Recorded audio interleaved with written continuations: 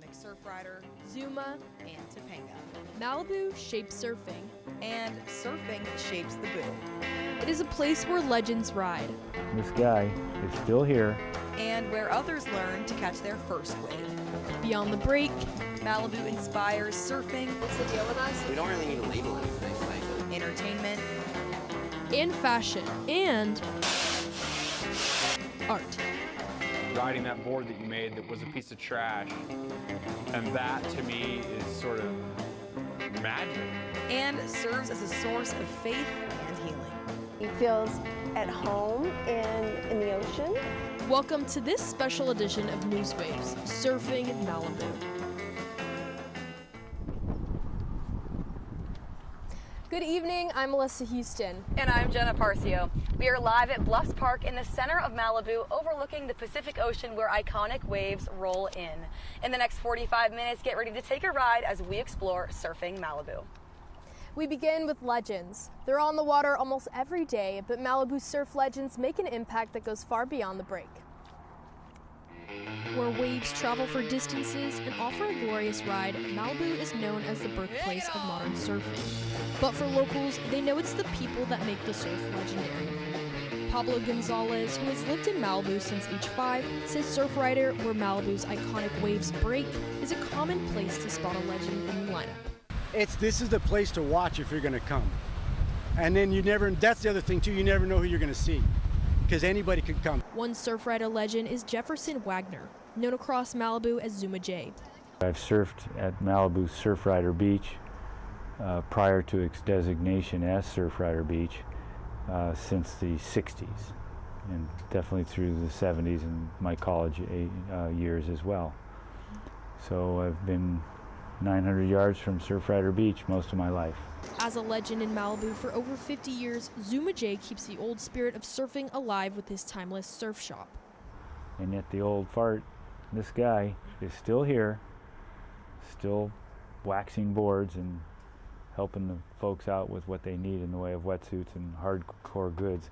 Out in the barrel, legends aren't defined just by their skills in the water, but also are defined by their impact on the community around them. So that's more of a legend to me than the surf magazine type guys. Yeah. You know, those are I think hero worthy, those guys. Jay has watched Malibu shift from a small surf community to a global surf destination.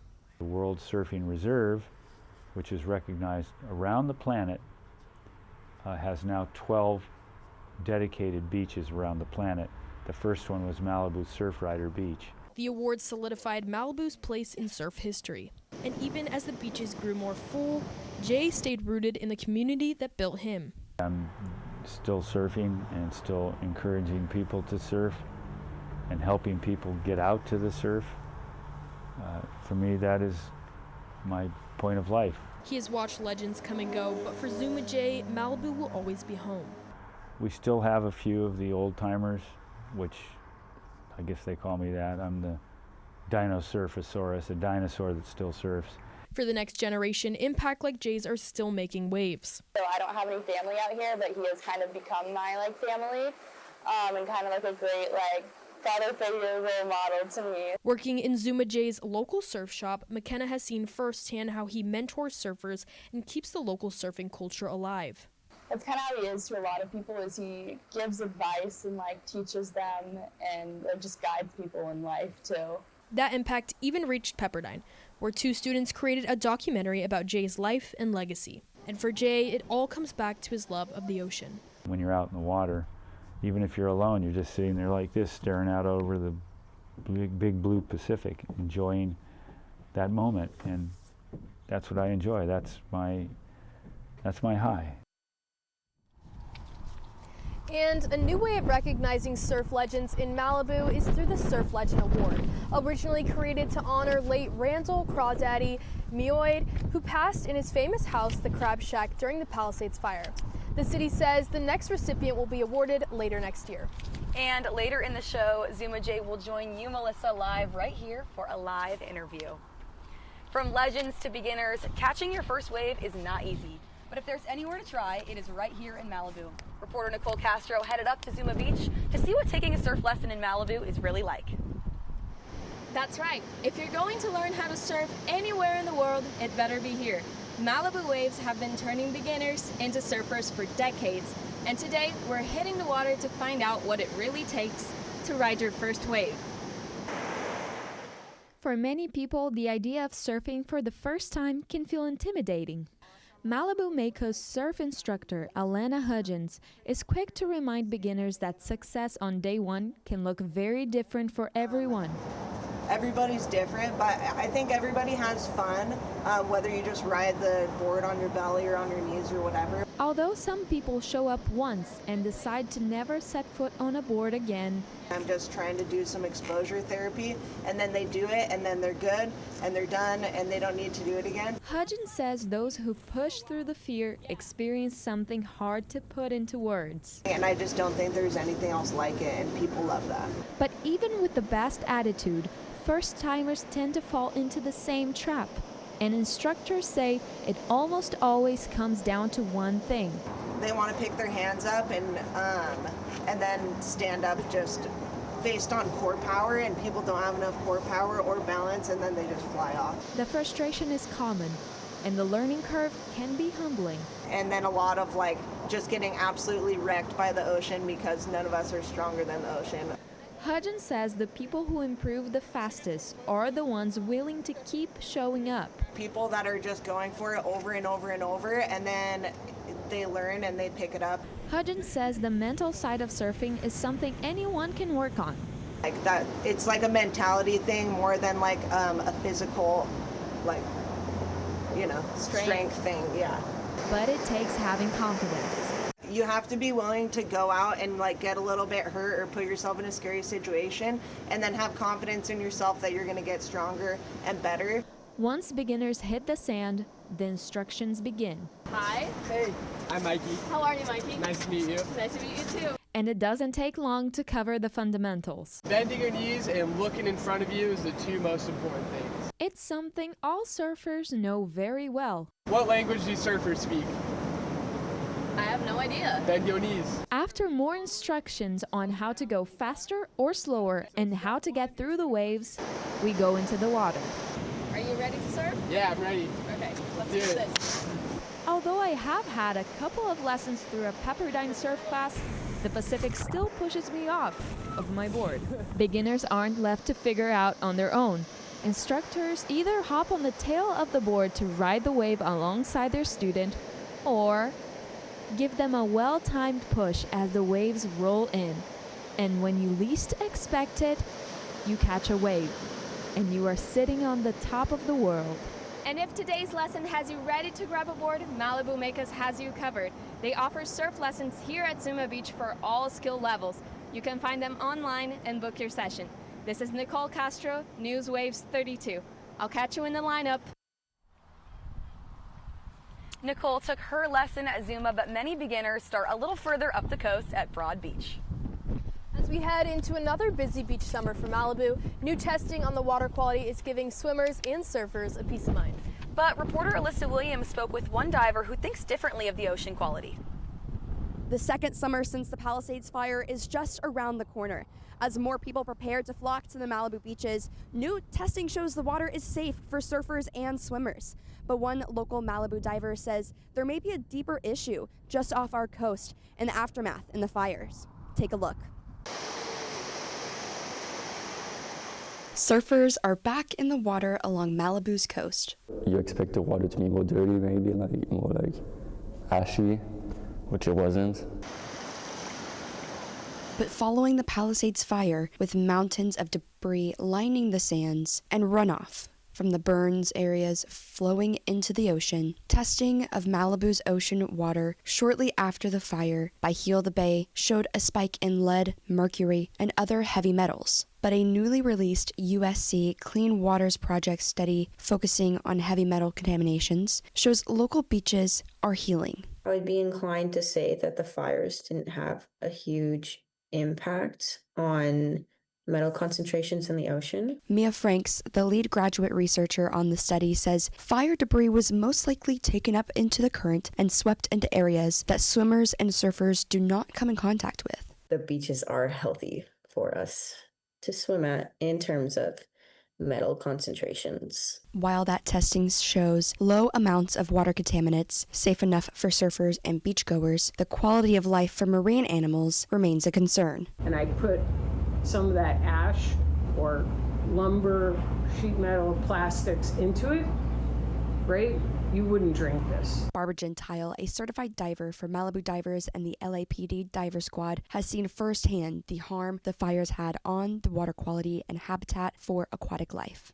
In the deeper part of the ocean, especially after the shore break, that's where a lot of the sediment resides. Gentile says most researchers don't go deep enough to understand the full scope of the problem. Since May 2025, Gentile and her team have been removing debris beyond the shore break. Think about everything that's inside a home. That is now in the ocean, and it's scattered everywhere, from timbers to sheet metal to toys, you name it. It's just a mess. Gentile says her post-fire dives revealed a dire situation. Sea life habitats covered in ash. Algae and reefs were very, very poor condition. Although the debris and contaminants were pushed out to sea past human contact, the marine life still sees the effects. As far as beachgoers, I trust that they're testing the water and the sediment off the beach, but, you know, for long-term health of the reef, it's not going to recover. Gentile says it will take a large team and many years to clean up the ocean and restore the habitat to safe aquatic living. Gentile also says the best way to help clean up our ocean is by donating to organizations that can go out and clean up the deeper parts of our ocean, or by volunteering resources such as large boats that can bring back large fire debris that is still out there off the coast. I'm Melissa Williams reporting from Dan Blocker. Back to you guys. Thank you, Alyssa, for that report. It's great to hear that after the fires, the water quality is clearing up, but it's definitely something to keep an eye on. Something to keep an eye on, but it is great to know that Malibu is being so on top of it. But there is still a danger in our waters here, and that is jellyfish. With warmer ocean temperatures, the city issued an alert after multiple surfers reported being stung at Surfrider Beach. There is still so much more to come in this special edition of NewsWaves, Surfing Malibu. The next generation of surf clothing designers who are making a name for themselves in Malibu. And it's where art meets function.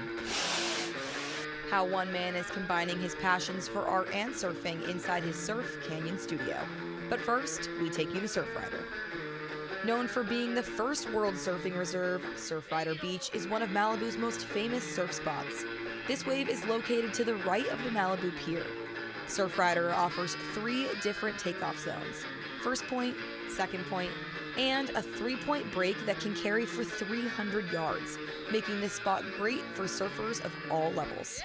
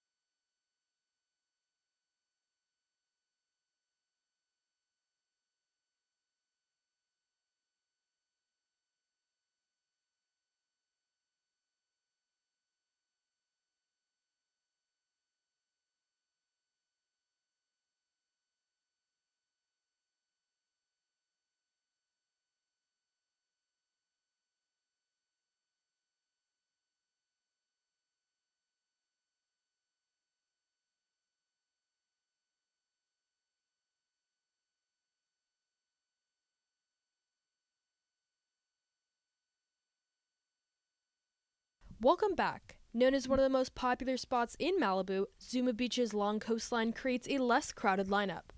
In the winter, the swell is typically larger and more challenging for surfers. This is when riders likely need to be experienced with a shortboard because heavy waves can do damage to other boards. South swells and a medium tide in the summertime create perfect conditions for several miles.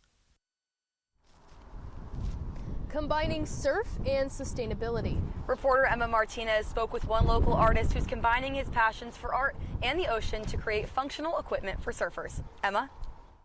Thanks, Jenna. If you go down Cross Creek Road and take a right, you'll end up right here at Surf Canyon. And right here, artist Daniel George is taking trash and turning it into treasure. You just got to do what you love because our existence is so precious. After graduating college, Daniel George knew what he loved, art and surf. And those genuine interests grew into something more. This organic interest in working with my hands actually means that I'm an artist. About 3 years ago, when Surf Canyon, which is located in the center of Malibu, became a space for artisans, George opened his studio. Heard about it, was like, let's do this. Here, George works with many mediums, but one in particular connects his two passions. And so my love of surfing and the ocean and my love of recycling and my hands-onness to like the way I approach my existence precipitated me making recycled boards. George takes the glass off old boards, outlines the shape, and foils the board, making it new. It's fun, really. The artistry behind each board is unique, but George ensures one thing will remain consistent. I feel very strongly that they also need to function really well. The only way to know is to take the board to the beach and try it out. I love surfing, so I can like build a board and then take it to the ocean and test it. Once George is satisfied with the functionality and the aesthetic, he says it's time to ride. You let your friend borrow it and you see him catch a wave and then you see him kick out of the wave and he smiles and he had a good feeling riding that board that you made that was a piece of trash. And that to me is sort of magic. This magical feeling is priceless to George. For me, it's a stoke business. It's not a money business. It is a business that supports how he wants to live. The right balance of work, play, responsibility, like, you know, obviously always a lot of surfing. And right now in George's gallery, he is honoring 10 years since his first art show. And so I created like some of my first surfboards for the show there. The show is called Sticks and Mud, in homage to a decade of finding that sweet spot of work, art, and surf. The last show that I had 10 years ago, I had a board with a bunch of pickup trucks. While George is taking a moment to reflect on his past, he is envisioning what is ahead. I want to be part of the renaissance, the rebirth of this place. As Malibu rebuilds from the Palisades fire, George says he would love to see his lighting designs, ceramics, and boards in rebuilt homes. George says when the waves are good, he is most likely at the beach. But when the surf isn't there, he's right here working in his studio, and he welcomes visitors to come in and ask about his recycled boards. Reporting from Surf Canyon, I'm Emma Martinez, NewsWaves 32.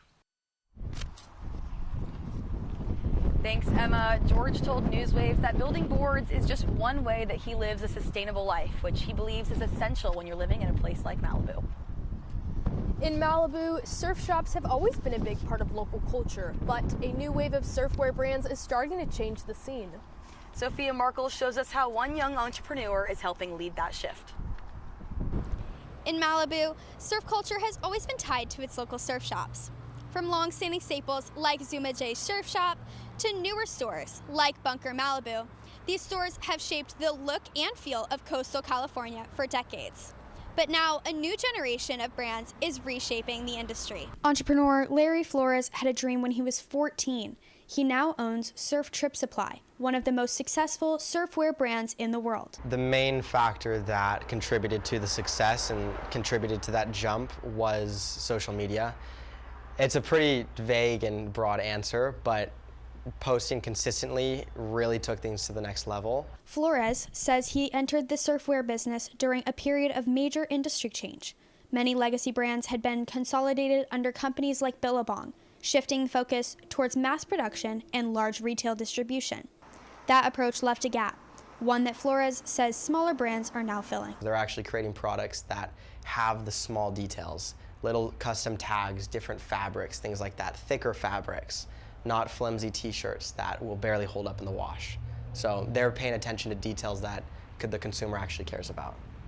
In Malibu, this shift is also visible in the retail landscape, as larger stores have closed and smaller, more specialized businesses are blooming, often with an emphasis on community.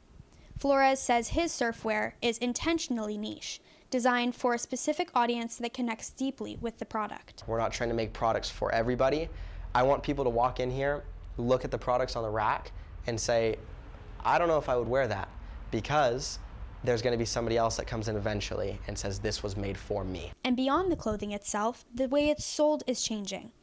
A growing number of surf shops in Malibu are blending retail with coffee bars, transforming stores into social spaces rather than just places to shop. Oftentimes I would kind of sneak out of a retail store if I knew I wasn't going to buy anything, because the people managing the store, they evoked a weird pressure within you.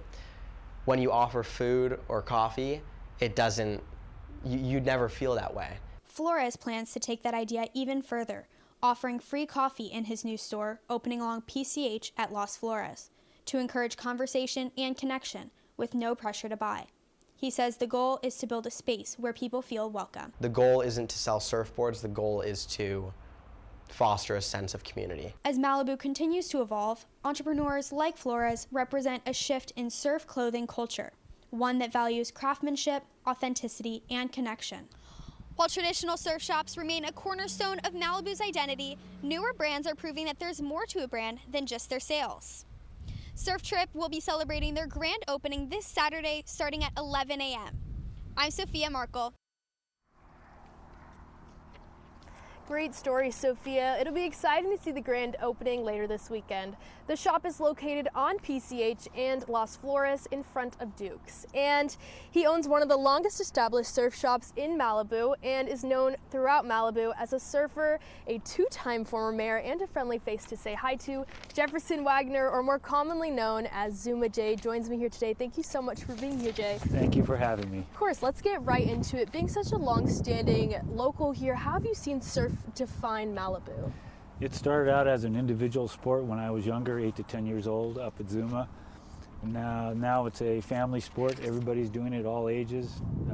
It's just really proliferated and become a wonderful asset for everybody to experience, especially the kids from Pepperdine. They don't have far to go. Yeah, and more specifically to you, how important is surfing to yourself? It's my life. It's everything that I do. My day is geared around surfing and the time in the water and the time sharing the stories with young people about the water the way it was when I was your age. Mm-hmm. And what would you say to new surfers or first starting surfers who are getting out there in the lineup with legends like yourself? Don't worry about the image. Go out and have fun. Remember your 3 Ps, paddle, plant, pop. Don't snake anybody, especially me. Well, good to know.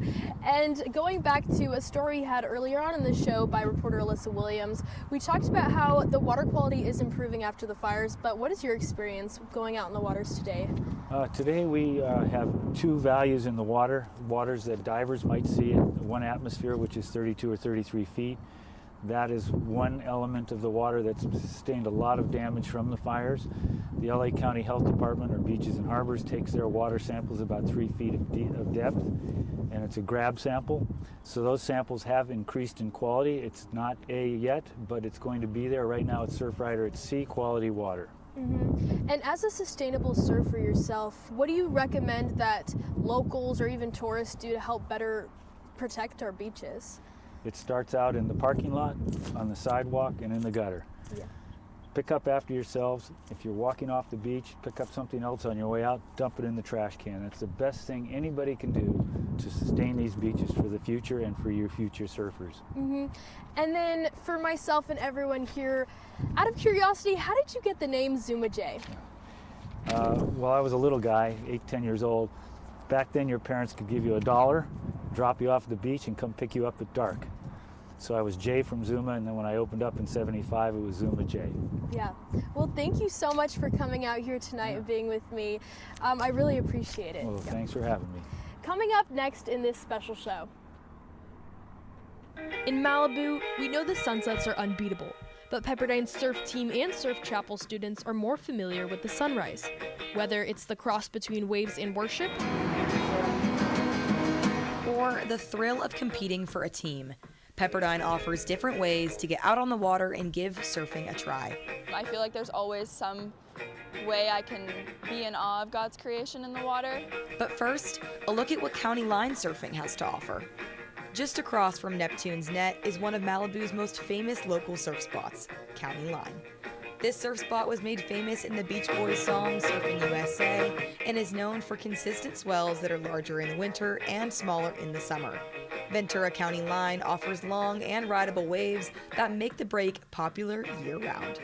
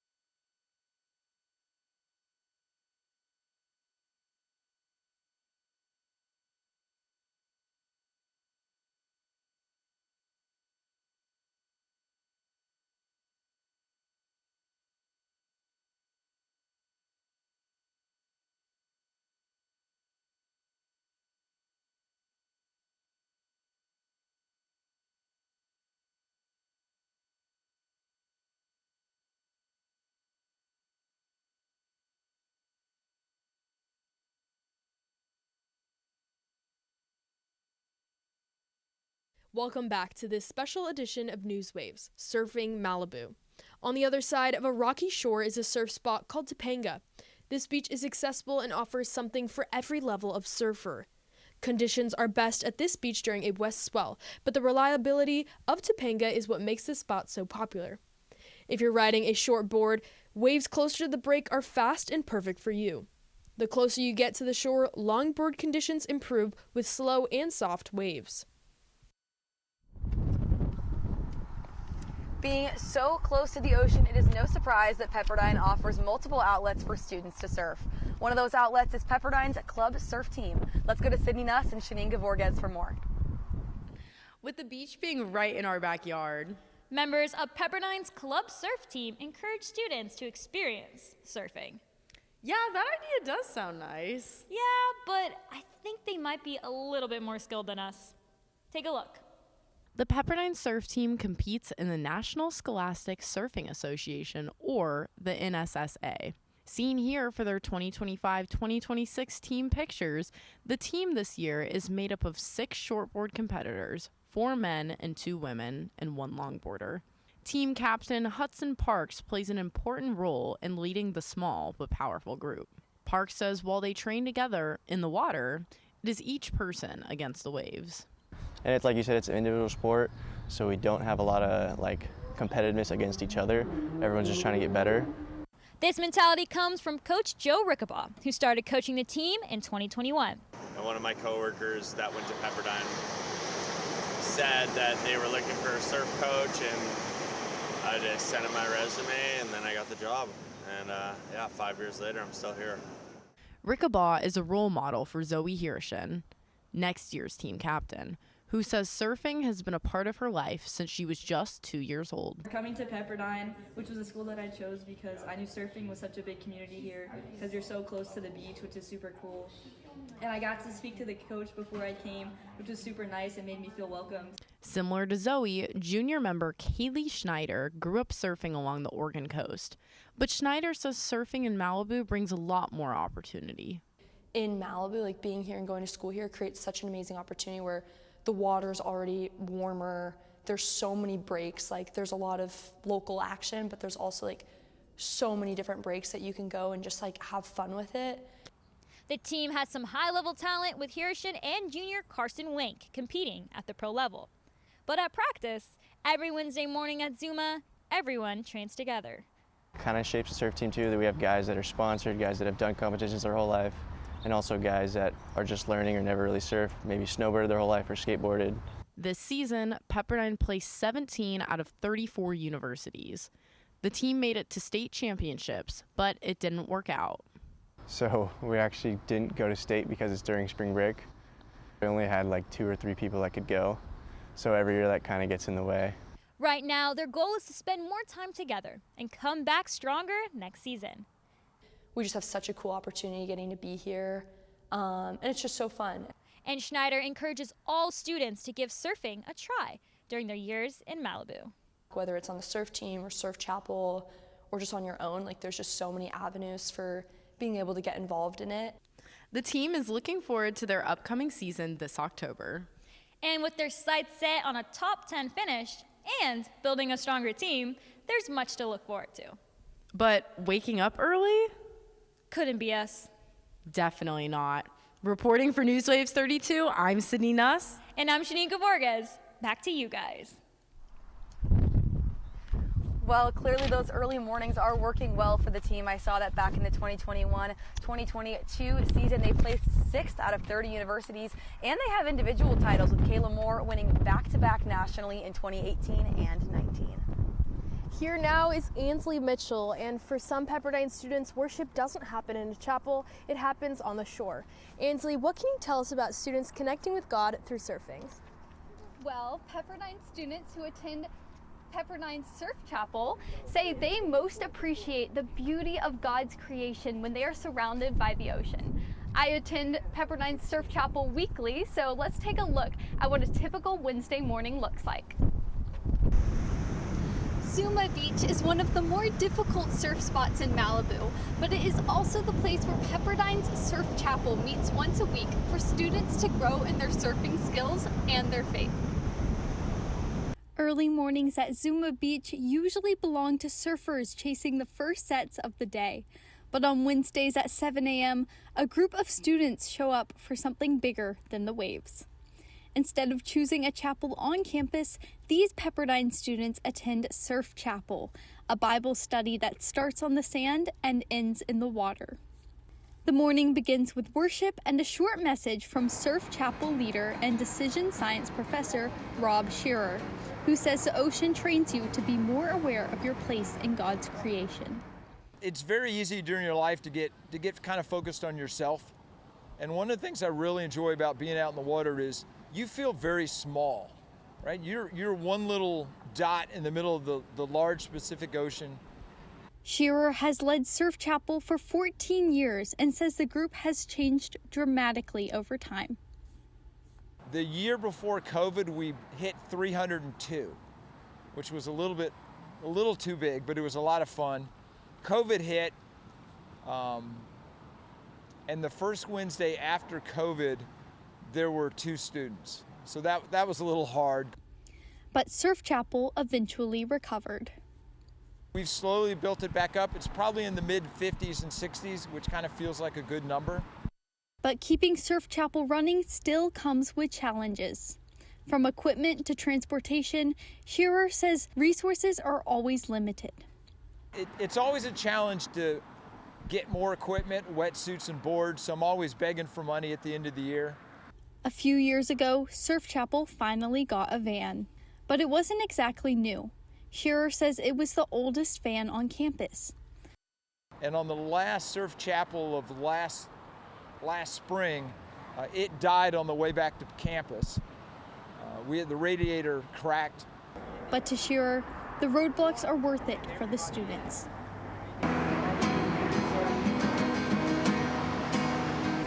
Senior Allie Hilliard says she taught herself to play guitar so that she could lead worship for Surf Chapel, which she has done for the past 2 years. It's been really encouraging for me in order to play for a group of people and just like really experience what it's like to bring people into God's presence through music. After worship and a Bible message, students break into small groups for prayer and discussion. Then the group shifts from the sand into the surf. Sophomore Davy Williams says she learned how to surf at Surf Chapel. I was really nervous to do it because I'd never surfed before, but thankfully everyone here has also has not really surfed before. For many students, Surf Chapel is their first time surfing and a place to learn together. But it is also a space where community is built through shared experience. Hilliard says being in the ocean also deepens her faith. Every single time I'm in the water, regardless if I see a dolphin or if I see a seal or even if the waves are just glorious, I feel like there's always some way I can be in awe of God's creation in the water. Each week, one student is recognized for their progress in the water with the Surfer of the Week trophy. This is the Surfer of the Week award, and I was nominated by Bernice Kaur for riding a wave last week, which was for like one of my longest waves ever, which I was super psyched about. It made my week, and now I can't wait to go in class and like show my professors. For Pepperdine students, Surf Chapel is more than a morning routine. It's a place where faith, friendship, and surfing come together, where community is built both on the sand and in the sea.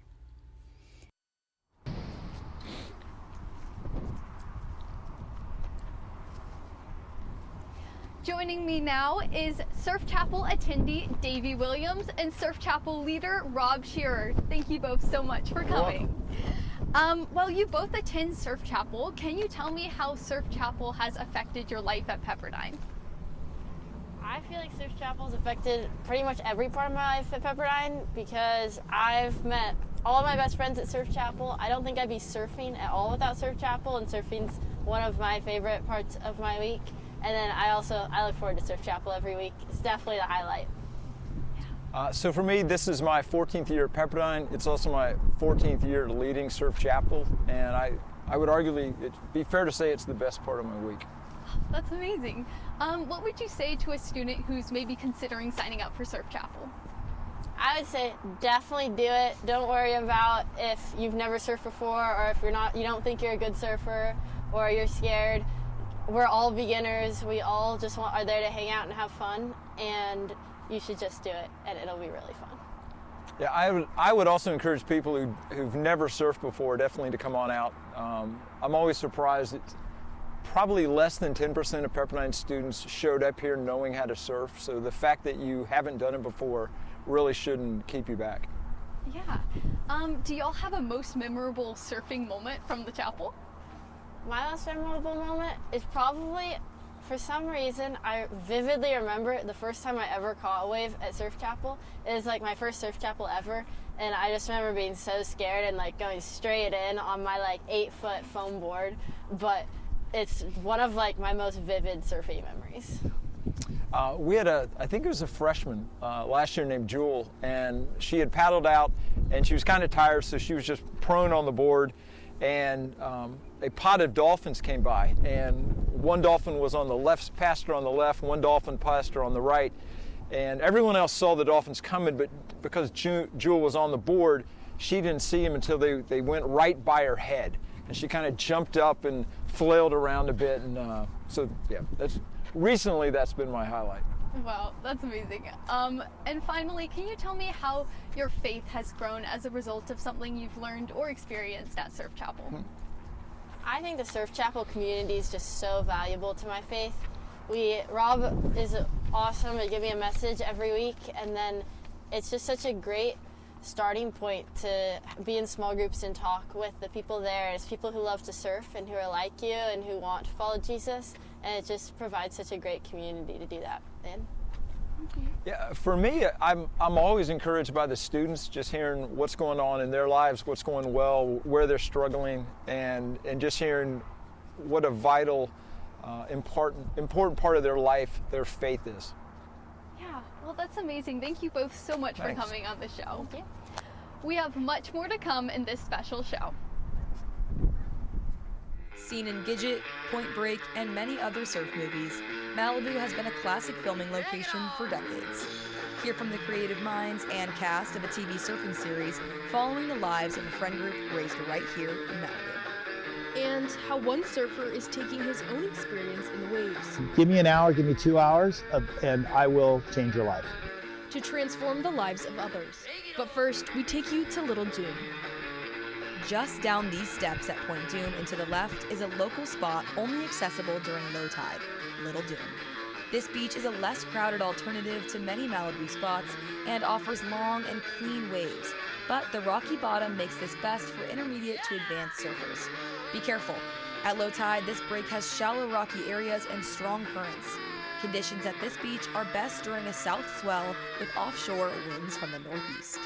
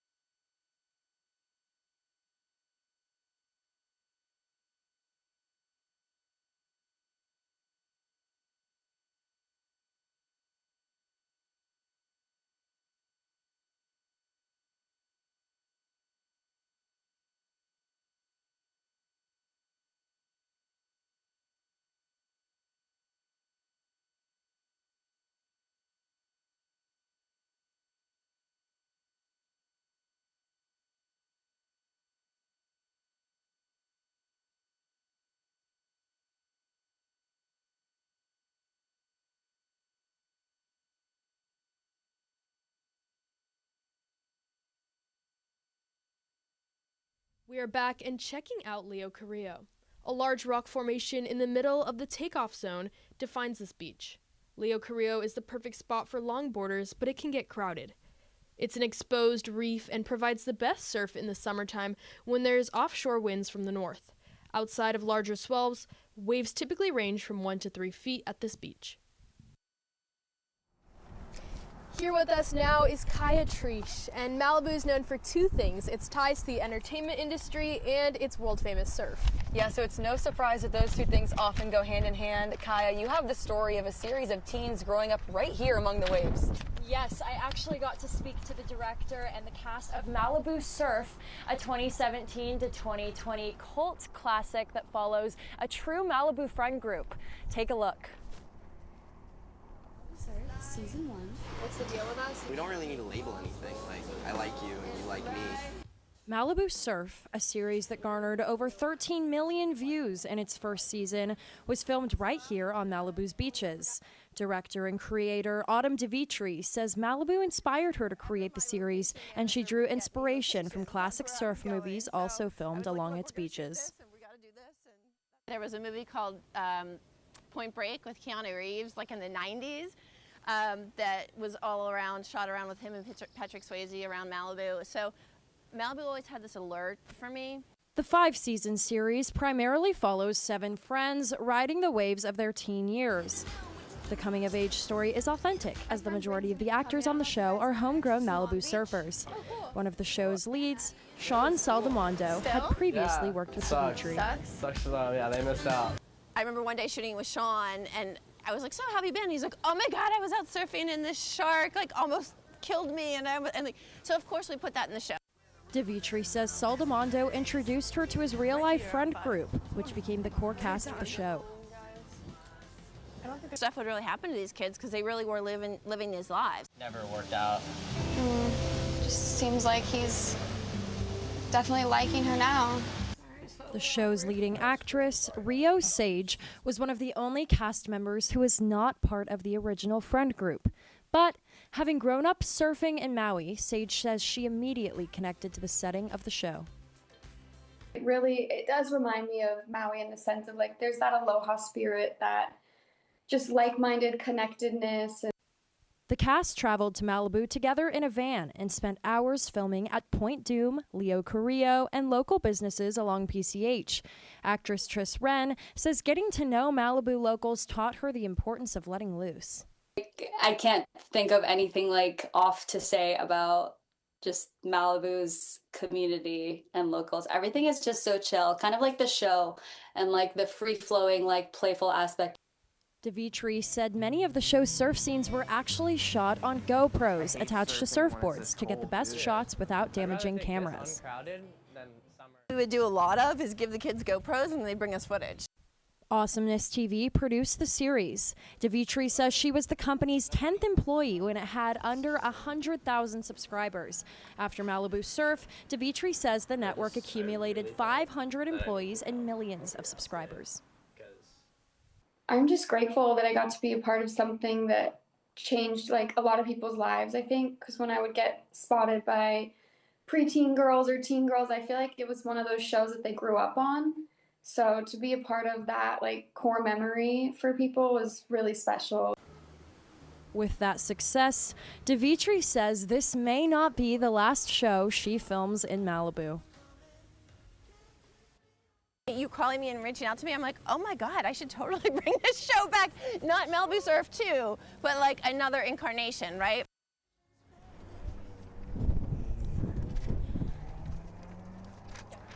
I'm so excited to see what Dimitri has next.